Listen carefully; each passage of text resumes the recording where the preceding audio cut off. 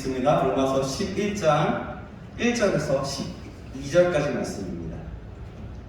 로마서 11장 1절에서 12절까지 말씀.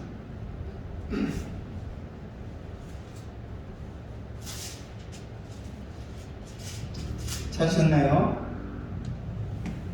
물 한 잔 잠깐 마실게. 로마서 11장 1절에서 12절.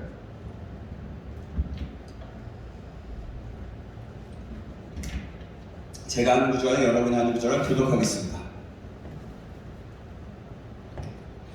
그러므로 내가 말하노니 하나님이 자기 백성을 버리셨느냐? 그럴 수 없느니라. 나도 이스라엘인이요 아브라함의 씨에 선한 자요 베냐민 지파라. 하나님이 그들이 아신 자기 백성을 버리지 아니하셨나니 너희가 성령이 엘리야를 가리켜 말한 것을 알지 못하느냐. 그가 이스라엘을 하나님께 구하라네.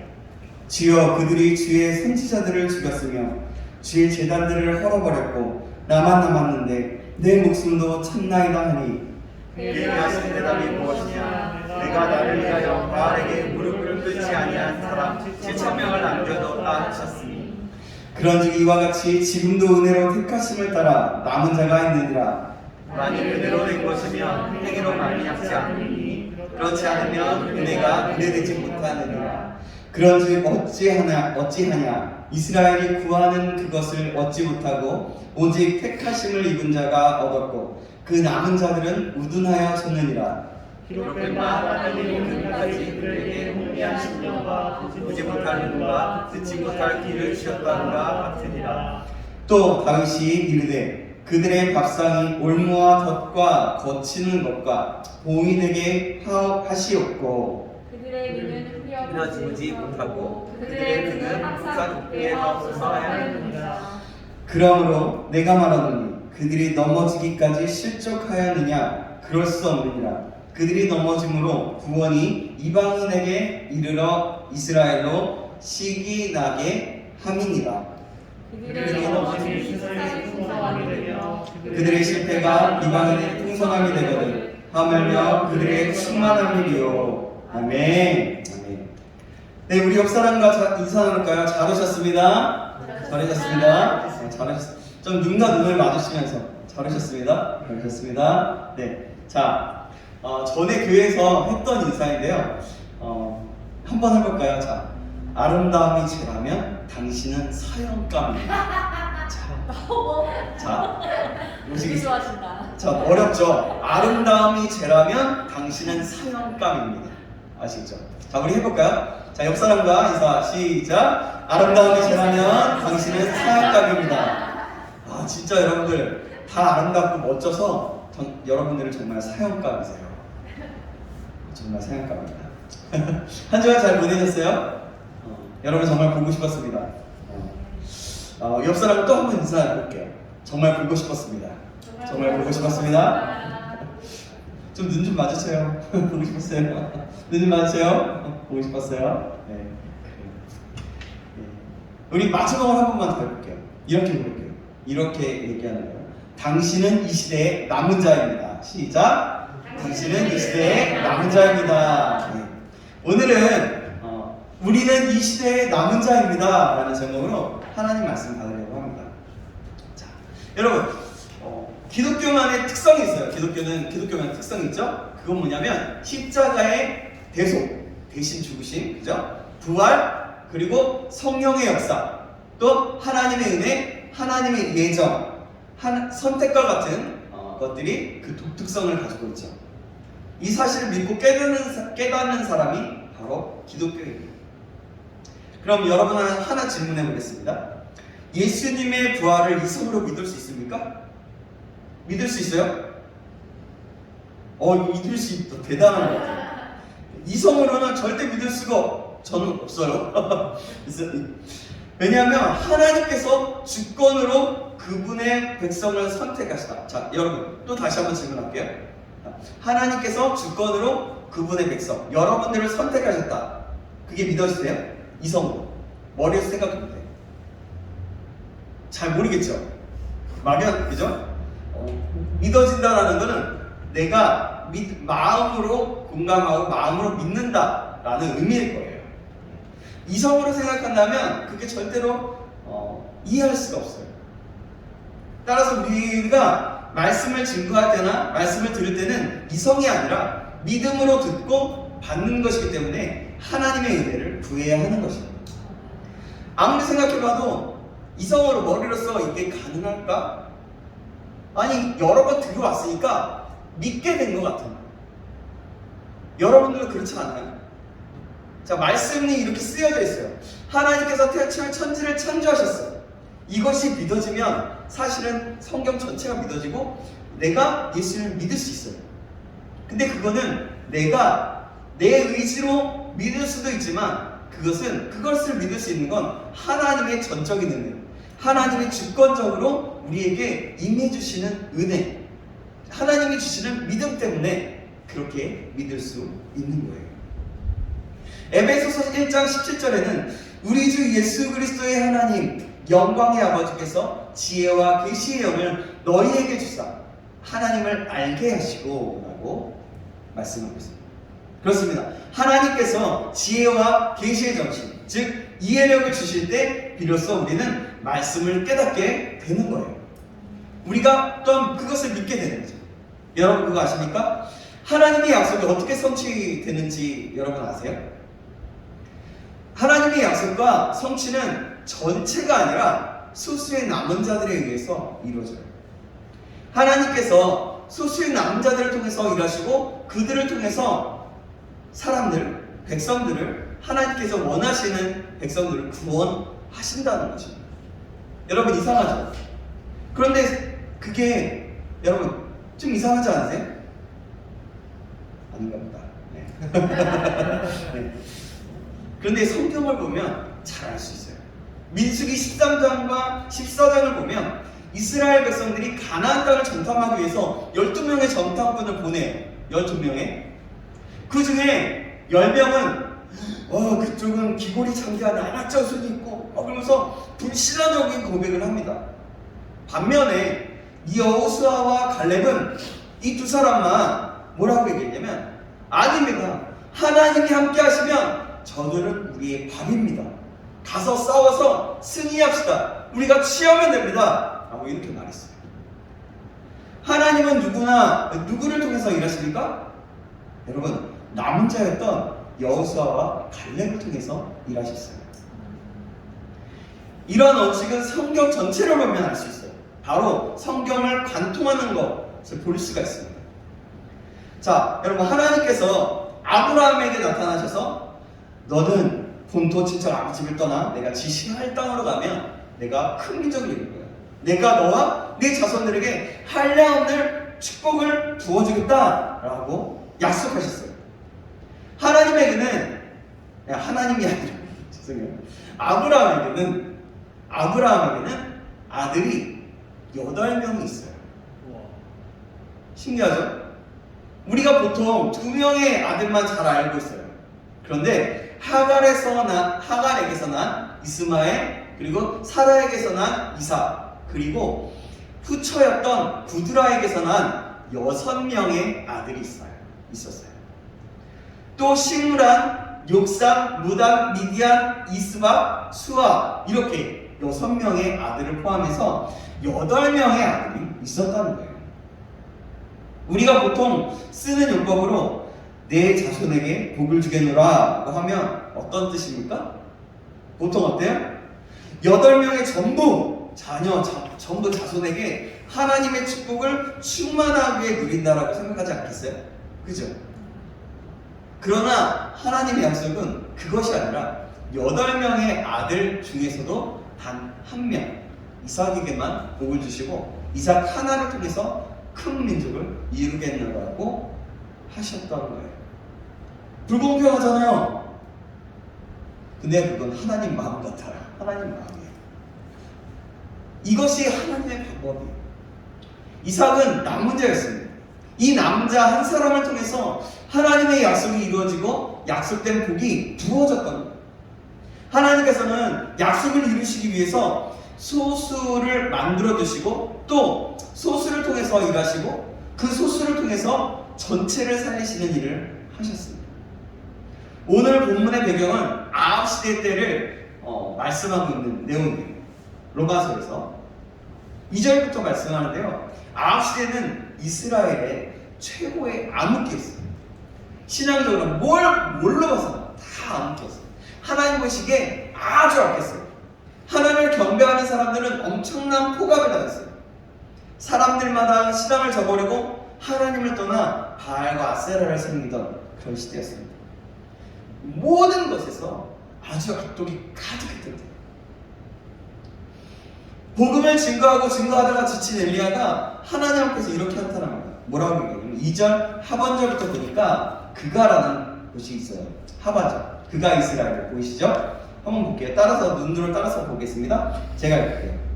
그가 이스라엘을 하나님께 고발하되 주여 그들이 주의 선지자들을 죽였으며 주의 제단들을 헐어버렸고 나만 남았는데 내 목숨도 참나이다 하니. 지금 엘리야가 어떤 한탄을 쏟아 놓고 있습니까? 하나님, 저만 남았습니다. 하나님, 백성들은 모두 끊어졌고 오직 저 하나만 여호와 하나님을 찾고 있습니다 라고 푸념하면서 정말 힘들어하면서 하나님께 얘기하고 있어요. 한탄하고 있어요. 그랬더니 하나님께서 뭐라고 말씀하시냐면 이렇게 대답하세요. 이어지는 4절을 보면 이렇게 얘기합니다. 그에게 하신 대답이 무엇이냐? 내가 나를 위하여 바알에게 무릎을 꿇지 아니한 사람 7,000명을 남겨두었다 하셨으니 라고 했습니다. 여러분, 이것은 무슨 뜻입니까? 하나님께서 이스라엘과 맺으신 그 약속을 저버리지 않으셨다는 거예요. 택한 자의 명맥을 유지하기 위해서 바알에게 무릎 꿇지 않은 자들을 지금도 7,000명을 남겨두고 또 나의 뜻을 이루기 위한 나의 도구들을 여전히 그렇게 준비해 놓으셨다라고 말씀하고 있는 거예요. 이것이 하나님의 말씀이었어요. 우리는 이 말씀을 통해서 진리 한 가지를 발견할 수 있어요. 남은 자는 반드시 있다는 겁니다. 반드시. 세상 끝날까지, 주님 오실 날까지 믿음을 굳게 지키고 하나님 앞에 순종하는 약속의 백성이 있을 것이라. 이것은 저의 추측이 아니라 성경의 약속이에요. 아무리 큰 핍박이 있고 어려운 상황이 있다 할지라도 하나님의 은혜로 말미암아 반드시 남은 자들을 세워 두신다는 거예요. 여러분, 노아 시대를 한번 생각해봐요. 이 시대도 마찬가지였어요. 모두 다 악했어요. 다 악해. 성경 보면 이스라엘 백성. 죄악이 세상에 가득 차고 그 마음의 생각이 악해진 시대였어요. 방종과 타락의 시대였어요. 모두가 하나님을 떠났어요. 다 하나님이란 존재를 생각지도 않고요, 자기 마음대로, 내 마음대로, 내가 하고 싶은 대로 살았어요. 그렇지만 하나님께서는 누구를 남겨주셨어요? 하나님과 동행하는 의인 노아 한 사람을 남겨줬어요. 하나님께서는 전부 타락하도록 내버려두지 않고 반드시 하나님의 뜻대로 순종하는 백성을 보존하십니다. 여러분, 중국이 공산화된 것이 1949년입니다. 중국 교회가 1949년 전까지 많은 서양 선교사들이 들어와서 복음을 증거했습니다. 많은 중국인들이 예수 그리스도를 믿게 되었는데 공산당이 정권을 잡고 나서는 중국에 있는 모든 기독교인들은 엄청나게 핍박을 받게 됩니다. 1949년 이전의 중국 기독교인 인구를 60만으로 잡는데요, 공산화 이후에는 그 숫자에 훨씬 미치지 못할 정도로 기독교의 뿌리를 아주 뽑아놨어요. 모택동의 문화혁명이 이후에는 농촌 벽지까지 찾아다니면서 예수 그리스도를 믿는다는 사람들을 감옥에 집어넣었어요. 서방 세계에서는 문화혁명이 끝나고 난 다음에 중국 교회가 지상에서 자취를 감췄다라고 단언할 정도였어요. 그러나 예전 통계이지만 중국에는 적어도 8천, 9천만의 성도가 있다고 예측했었어요. 지금은 더 박해가 많아졌다고 해요. 아마도 더 늘고 그렇지만 더 늘고 있을 것이라고 세계의 여러 선교학자들과 선교 추세를 보고 또 그들의 민족들의 기독교인들의 인구와 생각들 그 모든 것들을 보면 그렇게 더 늘고 있다고 추천해요. 어떤 자료를 보니까 인터넷에 검색해보면 나와요. 중국이 2030년 정도에 중국이 약 2억 4천만이라고 하는 기독교인들이 생겨서 세계 최고의 기독교인들을 자랑하는 나라가 될 것이라고 전망하고 있어요. 봐보세요. 하나님께서 핍박받던 60만 명의 기독교인들 중에 일부는 죽고 일부는 투옥되고 그러고 난 그 나머지 적은 사람들을 통해서 공산치하에서도 복음을 증거하게 하셨고 믿는 백성의 숫자가 증가되었다는 거죠. 하나님께서 증가시켰다는 거예요. 그 대대적이고 혹독한 박해 가운데서도 기독교 인구가 100배 이상이 늘어나는 놀라운 분이 나타나고 있는 거예요. 지금도 중국에는 여전히 신앙의 자유가 없어요. 삼자교회라고 정부에서 인정한 교회들이 있지만 그것은 정부의 어떻게 보면 그곳에서도 성령의 역사도 있고 여러 편이 있지만 제가 삼자교회를 한번 가봤기 때문에 그렇게 있지만 근데 정부의 꼭두각시나 마찬가지예요. 대부분.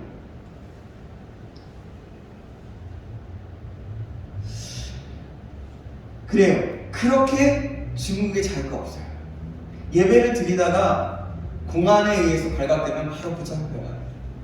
그러나 중국의 처소교회, 곧 가정교회는 지금도 여전히 목숨을 내놓고 함께 모여서 말씀을 공부한다고 해요.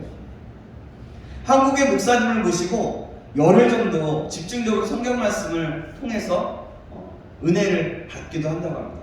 제가 예전에 사역했던 교회 목사님도 중국에 가서 몇 번 며칠 갔다 왔는데 오히려 큰 도전을 받았다고 말씀하셨고요. 제가 알고 있는 또 존경하는 목사님 어느 한 분이 중국에 가보니까 이 한국에 정말 열정을 가진 그런 사람들이 많다고 생각했는데 함께하는 사람들이 많다고 생각했는데 그들의 열정을 보면 우리 한국의 열정에 비해 너무나 크고 너무나 큰 성령의 역사가 나타나는 것을 보게 되었다고 해요. 그래서 그분이 이렇게 얘기했대요. 하나님 안 됩니다. 10명이 제사장 나라 우리 한국에서 중국으로 넘어가서는 안 됩니다. 하나님 한국을 분위로 여겨주세요. 그렇게 기도했다고 합니다. 그렇죠. 그렇게 하나님께서 은혜를 주셨어요.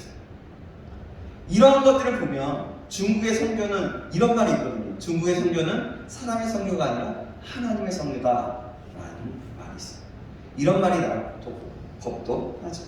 달리 말하면 하나님께서 중국 성도들에게 특별한 은혜를 부어주셔서 남은 자로 쓰셨다는 거예요. 그 나머지 하나님께서는 결코 복음의 씨앗을 완전히 마르게 하지 않아요. 아무리 어려운 상황이 있다 할지라도 항상 남은 자들을 세우셔서 그들을 통해 하나님의 놀라운 사역들을 이루어 가십니다. 그렇다면 누가 남은 자입니까? 오늘 본문 11장 5절은 이렇게 말씀하고 있어요. 11장 5절 한번 볼까요? 같이 읽어보겠습니다. 11장 5절입니다. 시작! 그런즉 이와 같이 지금도 은혜로 택하심에 따라 남은 자가 있느니라. 아멘. 남은 자가 있느니라고, 남은 자가 있다라고 말씀하고 있어요. 남은 자는 은혜로 택하심을 입은 자라고 했습니다. 다시 말해서 하나님께 많은 은혜를 받은 자가 남은 자라고 말했어요. 위로부터의 은혜, 위로부터의 축복을 충만하게 받은 자가 바로 남은 자. 하나님의 은혜를 받은 직업은 무엇입니까? 그건 뭐냐면 깨달음이에요. 깨달음. 하나님의 말씀을 들을 때 그 말씀에 깨달음이 있고 하나님 앞에 기도할 때에 기도에 깨달음이 있는 사람, 하나님께 예배를 드릴 때 깨달음이 있는 사람, 예배 감격이 있는 사람, 그 사람이 남은 자이고 그 사람이 은혜를 충만히 받은 사람입니다. 반면에 은혜를 충만히 받지 못한 사람들의 특징이 무엇입니까? 그것은 7절 하반절 보면 나와요. 제가 읽겠습니다. 그 남은 자들은 우둔하여졌느니라. 개역 성경에 보니까 그 남은 자들은 완악하여졌느니라 라고 말씀하고 있어요. 완악이 은혜 받지 못한 자들의 특징입니다.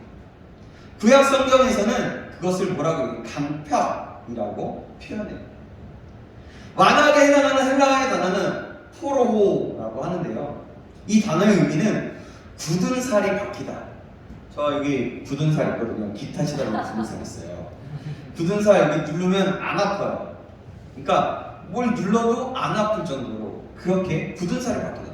굳은 살이 박히면 그렇잖아요. 그런 의미예요.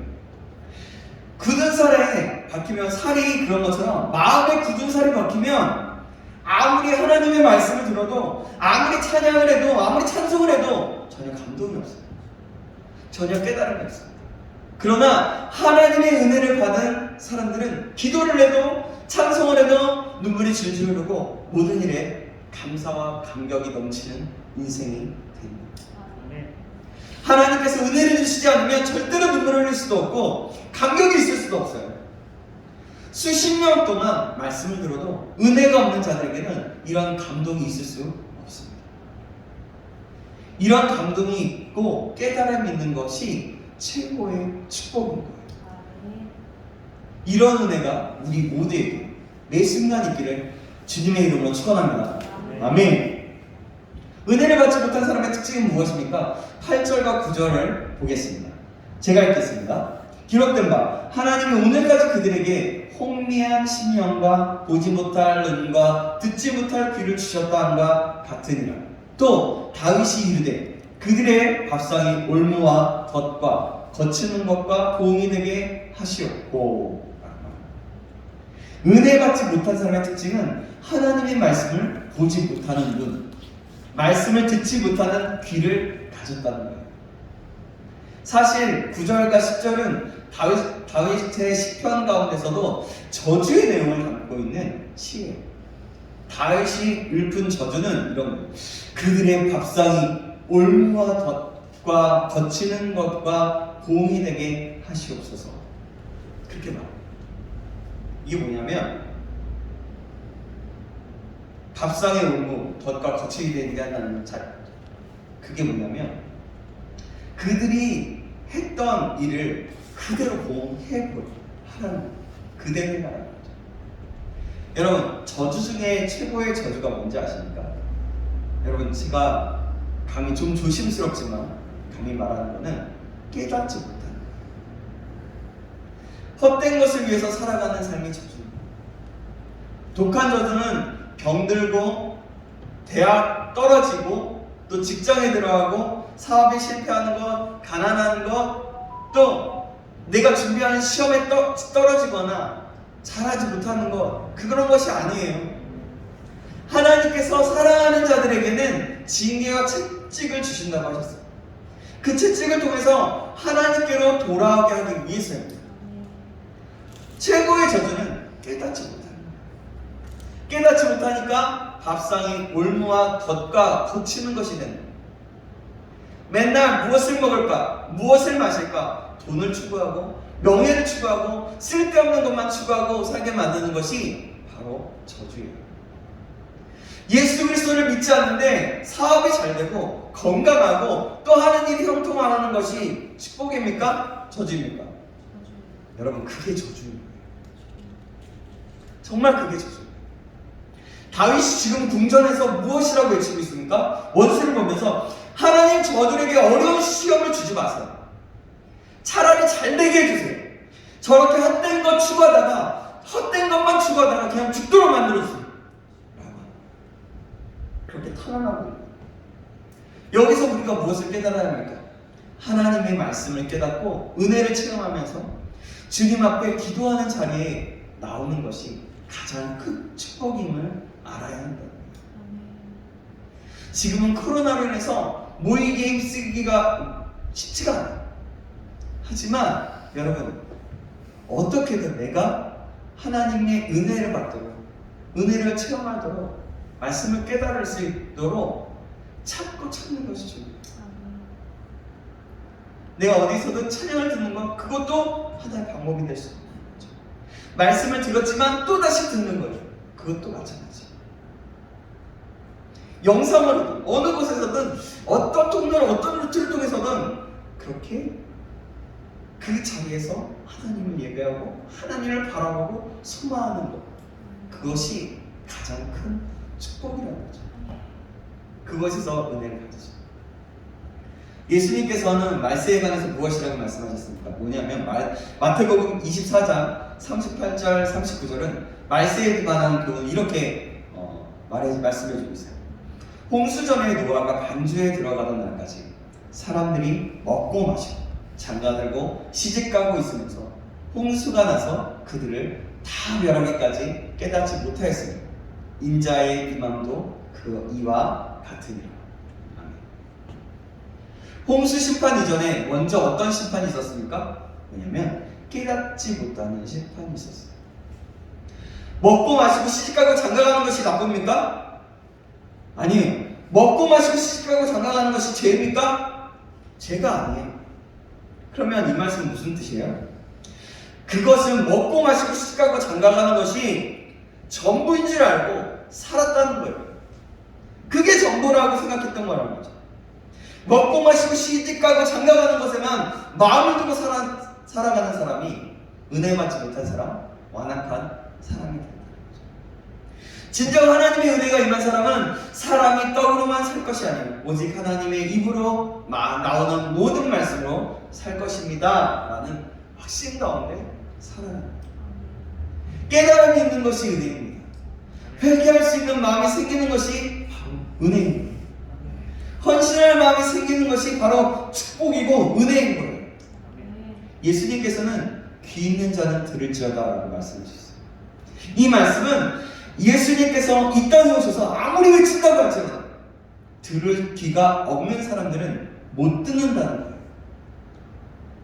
그러므로 예수님의 말씀을 들을 수 있는 사람, 예수님의 외침 앞에 무릎 꿇는 사람이 진정으로 복된 사람, 남은 자, 하나님의 은혜가 임하는 사람이라고 성경이 말씀하고 있는 거예요. 그러면 남은 자들은 어떻게 살아야 합니까? 몇 가지 있지만 오늘은 한 가지만 적용해 보겠습니다. 먼저 절대로 절망해서는 안 돼요. 어떤 어려움이 있다 할지라도 낙심하는 것은 여러분 죄예요. 하나님께서는 항상 자기 일을 위해서 남은 자들을 예배해 주셨습니다. 근데 우리가 어떤 때 낙심합니까? 같이 모여서 일을 하자고 연락해서 모아봤는데 서너 사람밖에 오지 않았을 때 낙심되죠. 어떤 중요한 일을 열심히 준비했는데 잘 안 되었을 때 낙심하죠. 또 만약에 교회로 모이자면 기도회로 모이는데 겨우 한두 사람만 오면 낙심되죠. 예배로 모였는데 사람이 보이질 않습니다. 이때 낙심합니다. 하지만 이 낙심은 결코 옳은 것이 아니다. 엘리야가 저밖에 안 남았습니다 라고 한탄할 때 정말 하나님께서 엘리야만 남겨두셨습니까? 아닙니다. 엘리야 외에 7천이나 더 있다고 말씀하셨어요.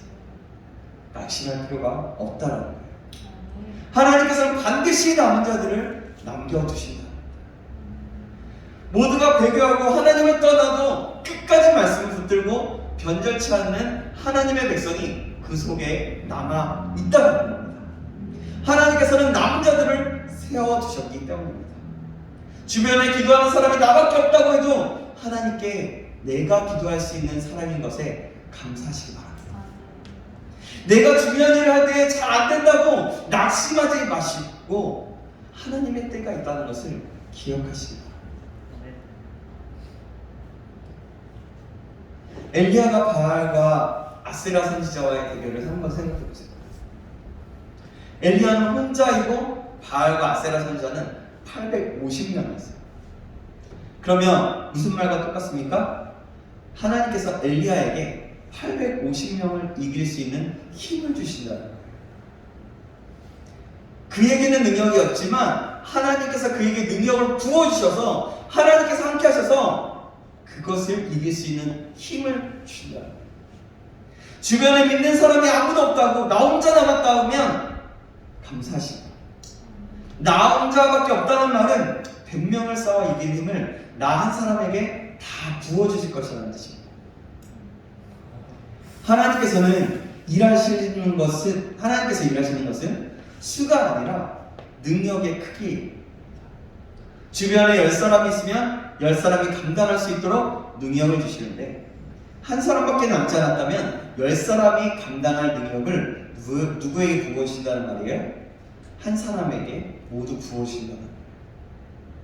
따라서 주변에 하나님의 뜻대로 순종하는 사람이 없을 때 낙심하지 말고 오히려 하나님께서 나를 통해서 세워주시겠군요 하고 감사하는 마음으로 견고하게 설 수 있어야 하겠습니다. 아멘. 여러분, 우리가 그런 사람들을 바랍니다. 아멘. 그런 의미에서 우리는 남은 자예요.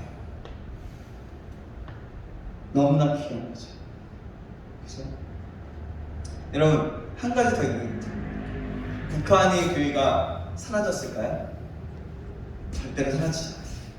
예전에 중국의 도물이라는 곳에서 오신 장로님의 간증을 들은 내용을 어느 목사님을 통해서 제가 들었어요. 그 장로님이 얘기를 들어보니까 이 내용이에요. 제가 적었어요. 그래서 그 내용을 한번 회상하면서 적었거든요. 그 장로님은 북한에 10번 이상 들어간 경험이 있었다고 합니다. 그분의 증언에 따르면 지금도 한경도 일대에 가면 가정교회가 수천 개가 있대요. 근데 그때가 이제 그 수천의 가정교회가 모여 지금도 예배를 드리고 지금도 눈물을 뿌리면서 하나님 앞에 간구한다고 합니다. 지금도 눈물 뿌리면서 하나님 앞에 간절히 드리는 예배는 가정교회들이 엄청나게 많이 있다고 해요. 이분의 말씀에 의하면 북한 성도들이 남한 사정을 거의 다 안다. 남한이 이렇게 잘 살고 있는 것, 그리고 교회가 이렇게 많이 있는 것, 그리고 점점 줄어들고 있는 것, 그 모든 것도 다 알고 있다고 합니다. 그런데 이 북한에 있는 성도들이 지금도 남한 교회를 위해서, 우리 한국교회, 대한민국 교회를 위해서 기도한다고 합니다. 왜 기도하는지 아세요? 교회가 커지기는 커졌는데 복음을 저버리는 라오디아 교회 같이 되어간다라고 생각합니다. 그래서 북한의 가정교회는 남한 교회의 소문이 이렇게 났다고 합니다.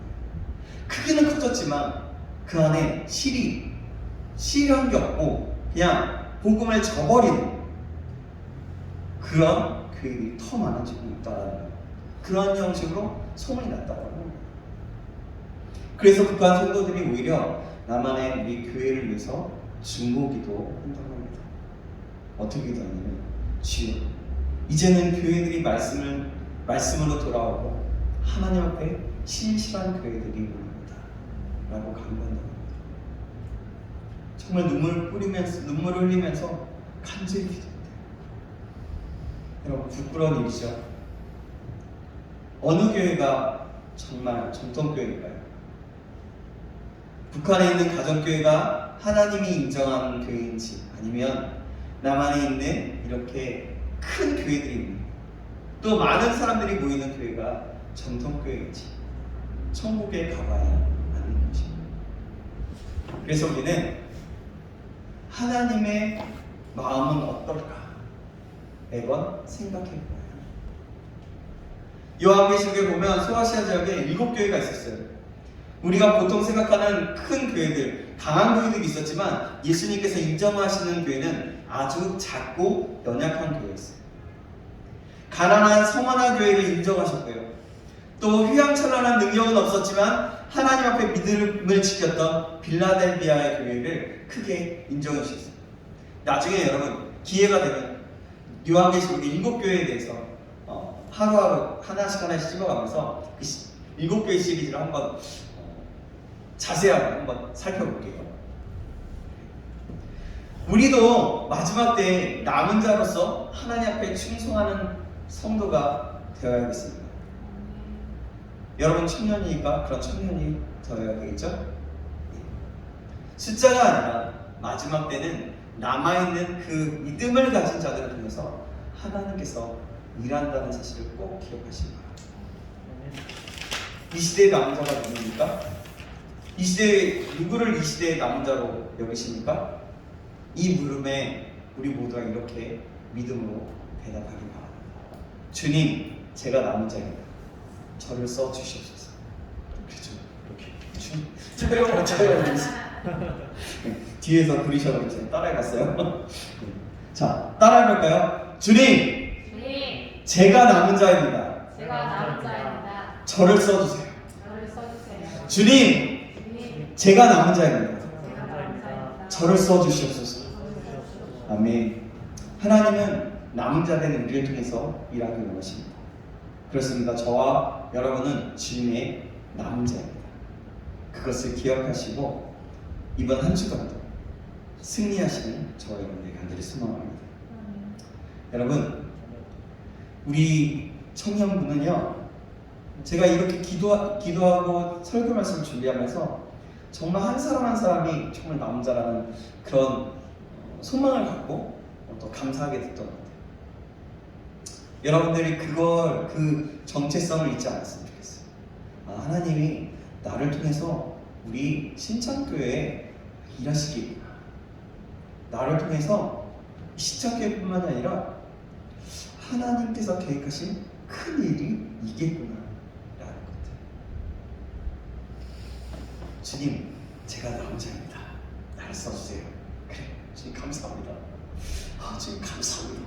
이렇게 고백하고 나아갈 수 있는 믿음의 사람이 되길 다시 한번 예수님의 이름으로 축복합니다. 아멘. 자, 우리 이 시간에 함께 기도했으면 좋겠습니다. 이 시간에 그냥 찬양하지 않고요, 기도할게요.